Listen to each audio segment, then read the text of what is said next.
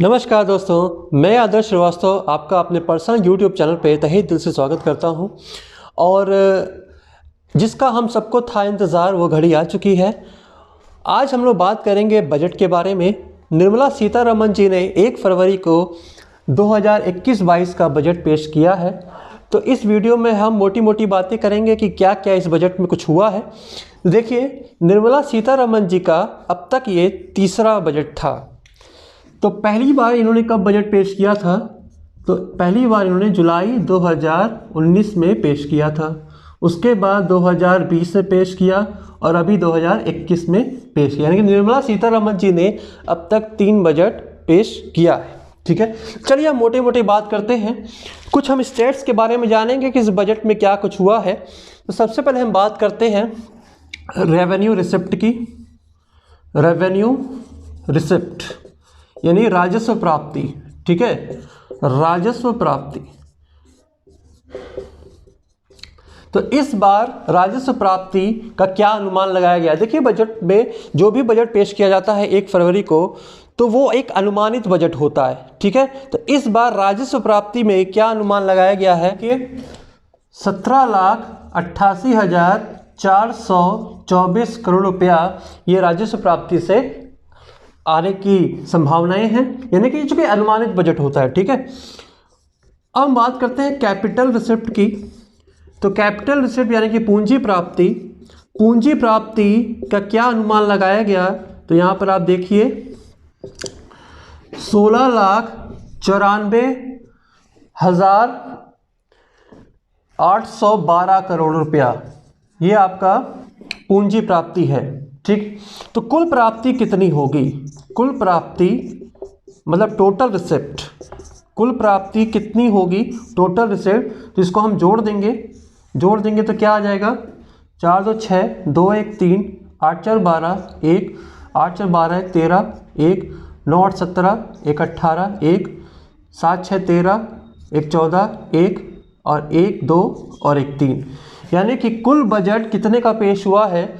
34,83,236 करोड़ रुपए का बजट पेश किया गया है।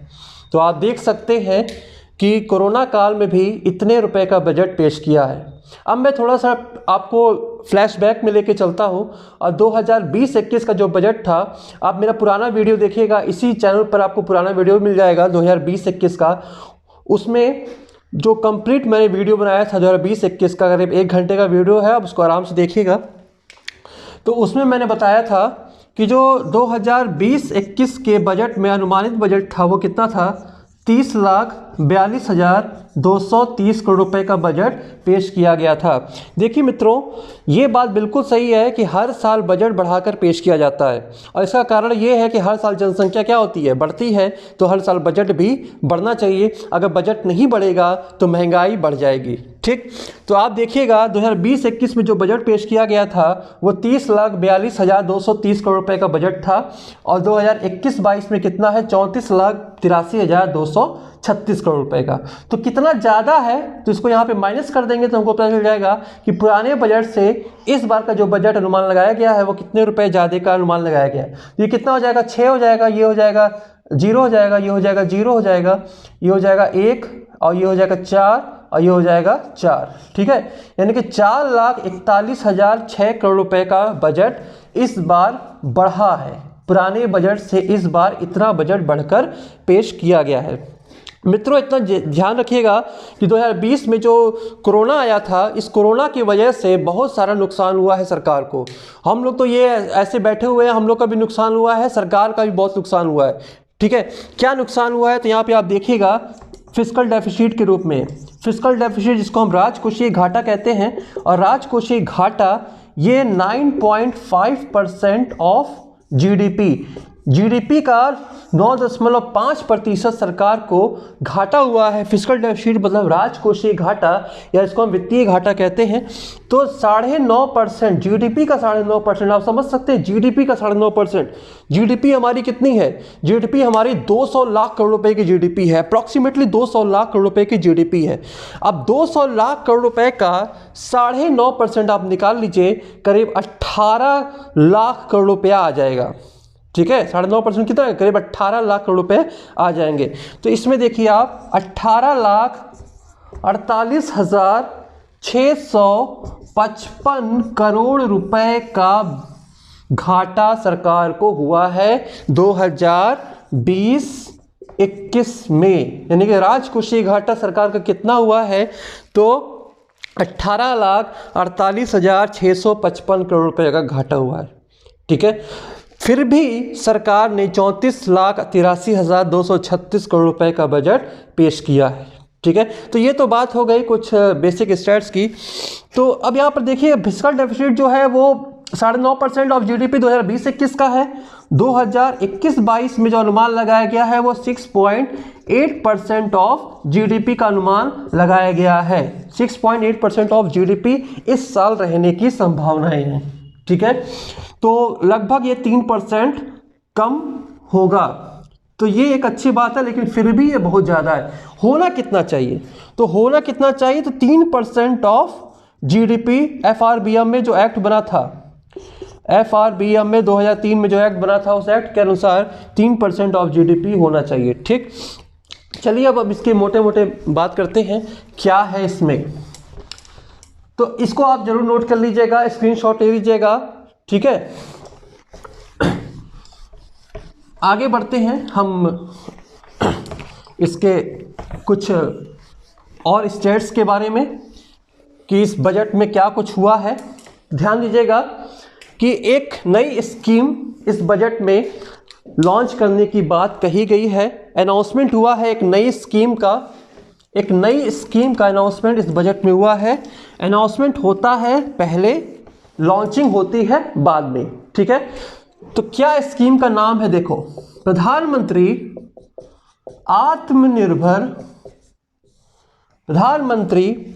आत्मनिर्भर स्वस्थ भारत योजना। प्रधानमंत्री आत्मनिर्भर स्वस्थ भारत योजना, इस नए स्कीम की लॉन्चिंग होने वाली है। अनाउंसमेंट इस बजट में हो चुका है। ठीक, क्या है इस स्कीम के बारे में देखो, तो बजट में इस स्कीम के लिए कितना रुपया दिया गया, तो बजट में इस स्कीम के लिए 64,180 करोड़ रुपया 64,180 करोड़ रुपया दिया गया है। और ये जो पैसा है ये 6 साल के लिए है, यानी कि ओवर 6 ईयर्स, ये 6 साल के लिए पैसा खर्च किया जाएगा। क्या होगा इस योजना से, तो इस योजना से ये है कि गांव एरिया में, रूरल एरिया में और अर्बन एरिया में वेलनेस सेंटर खोले जाएंगे। रूरल एरिया में और अर्बन एरिया में वेलनेस सेंटर खोले जाएंगे। 17,788 सेंटर रूरल एरिया में, 17,788 सेंटर रूरल एरिया में और 11,024 सेंटर अर्बन एरिया में खोले जाएंगे। ठीक है, इस बजट में सबसे पहली बात ये कही गई है। ठीक, उसके अलावा 2 मोबाइल हॉस्पिटल खोलने की बात कही गई है।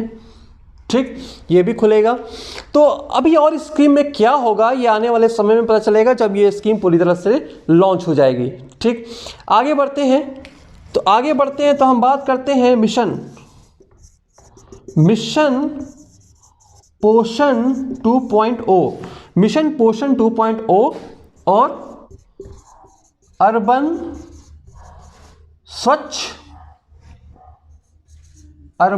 स्वच्छ भारत मिशन 2.0, ये 2 योजना ये 2 मिशन की शुरुआत हुई है, होगी इस बजट में। और क्या है, तो देखो, क्लीन एयर यानी कि स्वच्छ हवा के लिए 2,217 करोड़ रुपया 2,217 करोड़ रुपया 42 डिस्ट्रिक्ट में। फिलहाल जो बात हो रही है 42 डिस्ट्रिक्ट की हो रही है। ये 42 शहर ऐसे हैं जहाँ की हवा बहुत ही जहरीली हो चुकी है।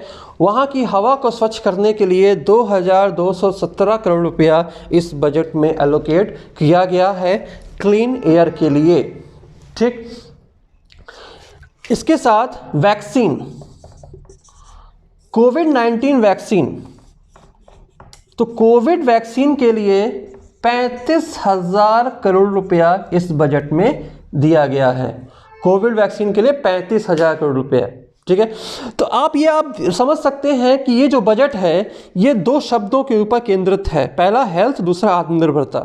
ठीक है, सेल्फ रिलायंस और हेल्थ, ये दो शब्दों पे इस पूरा बजट केंद्रित है। ठीक, और बात करते हैं कि और इस बजट में क्या कुछ हुआ। तो देखो, इसको स्क्रीनशॉट ले लीजिएगा और हम आगे बढ़ते हैं।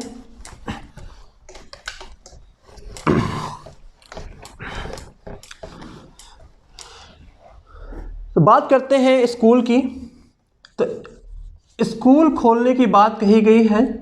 जैसा कि आप जानते हैं न्यू एजुकेशन पॉलिसी ये पहले ही लॉन्च हो चुकी है। ठीक है, और इस बजट में क्या बोला गया, तो इस बजट में बोला गया है 100 सैनिक स्कूल खोले जाएंगे। 100 सैनिक स्कूल खोले जाएंगे।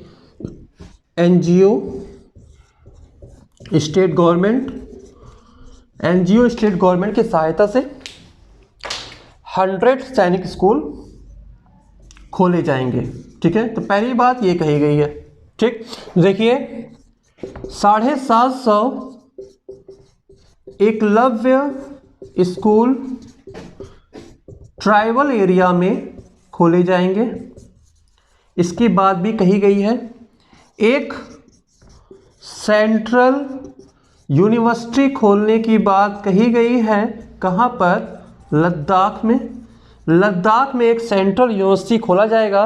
और ध्यान देना, ये कौन सा सेंट्रल यूनिवर्सिटी होगा, तो 55वां सेंट्रल यूनिवर्सिटी होगा। देश का 55वां सेंट्रल यूनिवर्सिटी लद्दाख में खोला जाएगा।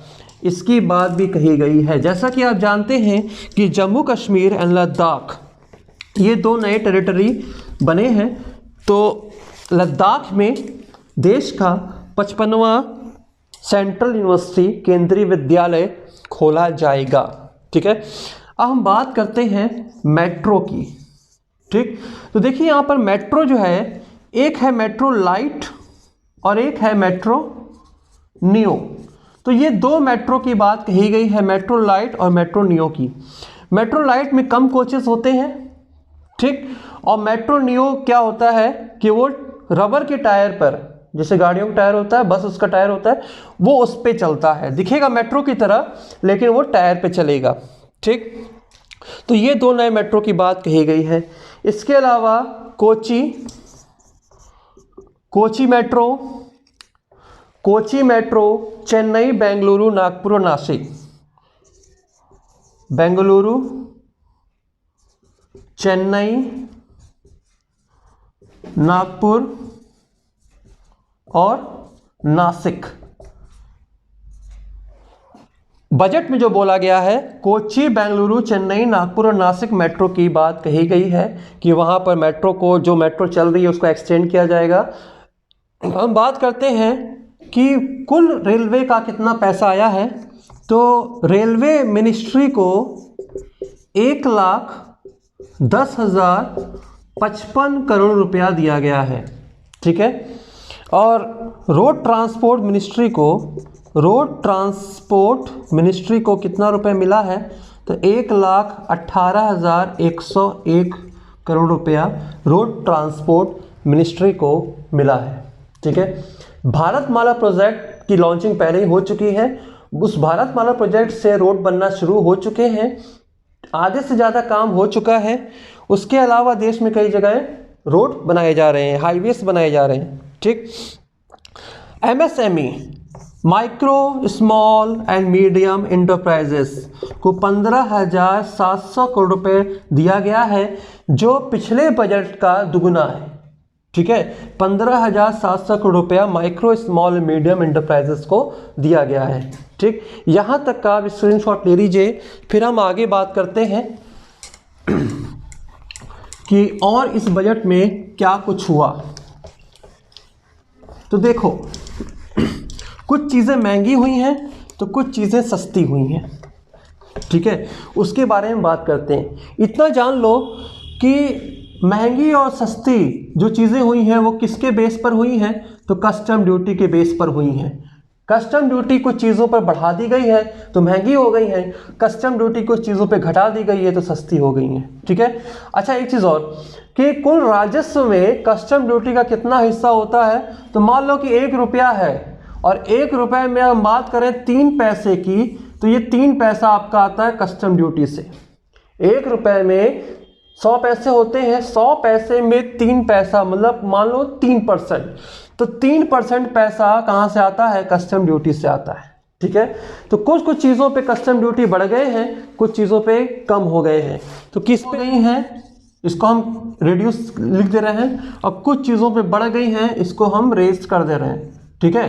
तो कस्टम ड्यूटी कुछ चीज़ों पे कम हो गई है, कुछ चीज़ों में बढ़ गई है। तो किस पे कम हुई है? तो आयरन एंड स्टील में कम हो गई है।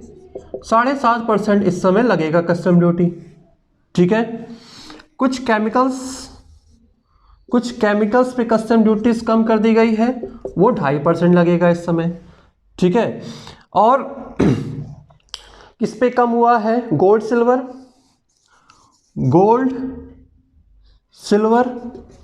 देखिए, गोल्ड सिल्वर पे पहले 12.5% था, अब ये 10% कर दिया गया है। ठीक।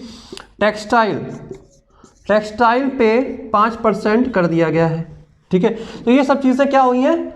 कम हुई हैं। तो बढ़ी क्या है? तो देखो, बढ़ी है ऑटो पार्ट्स। जो ऑटो पार्ट्स हैं उस पे कस्टम ड्यूटी बढ़ा दी गई है, यानी कि ये चीज़ें महंगी हो गई हैं 15%।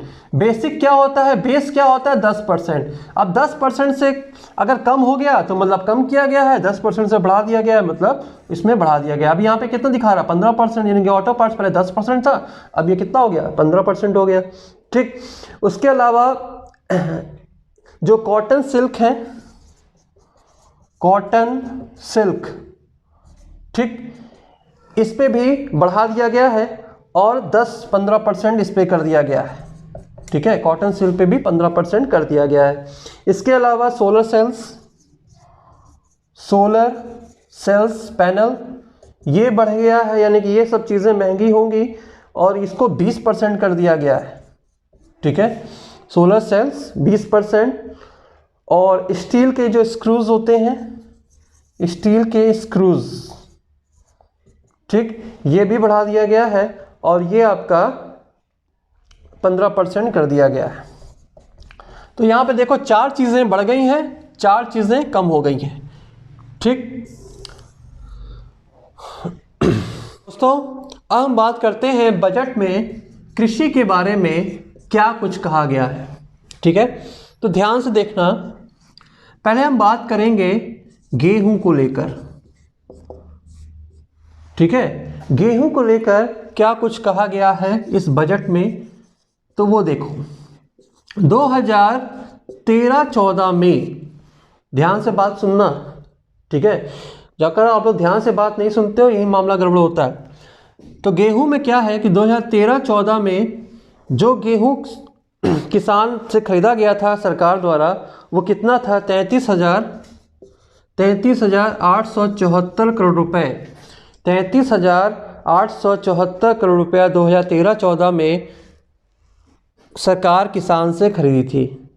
जब मैं किसान की बात करता हूं तो पूरे देश के किसान की बात करता हूं। पूरे देश के किसान से 33,874 करोड़ रुपया 2013-14 में खरीदी थी सरकार किसान से। ठीक है। अब आगे बढ़ते हैं 2019-20 में। 2019-20 में सरकार किसान से कितना खरीदी? 62,802 करोड़ रुपए का गेहूं सरकार किसान से खरीदी। अब जब सरकार किसान से खरीदती है तो किस पे खरीदती है? एमएसपी पे खरीदती है, मिनिमम सपोर्ट प्राइस पे खरीदती है।